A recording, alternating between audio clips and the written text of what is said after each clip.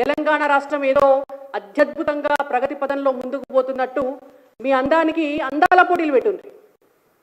100 కోట్ల రూపాయలు ఖర్చు పెట్టుకుంటా అందాల పోటీలు పెట్టడం మీద ఉన్నటువంటి శ్రద్ధ రేవంత్ రెడ్డి గారికి తెలంగాణలో ఉన్నటువంటి విద్యార్థులు చదువుకునేటటువంటి డిగ్రీ చదువుకునేటువంటి విద్యార్థులకు పరీక్షలు పెట్టాలి, విద్యా సంవత్సరం అయిపోయింది అనేటువంటి సోయి లేకపోవడం అనేటువంటిది ఇంతకంటే దురదృష్టం, ఇంతకంటే దౌర్భాగ్యం, ఇంతకంటే నీచం ఇంకొకటి లేదు.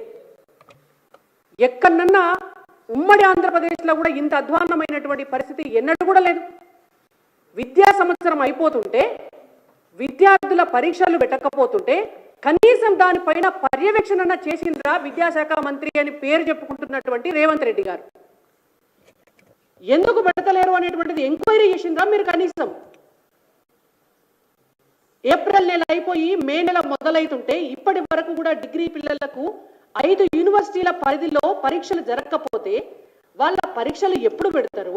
వాళ్ళ పరీక్ష ఫలితాలు ఎప్పుడు దిద్దుతారు? వాళ్ళకు ఆ పేపర్లు దిద్ది ఫలితాలు ఎప్పుడు ఇస్తారు? వాళ్ళు పీజీకి అడ్మిషన్ ఎప్పుడు పెట్టుకోవాలి?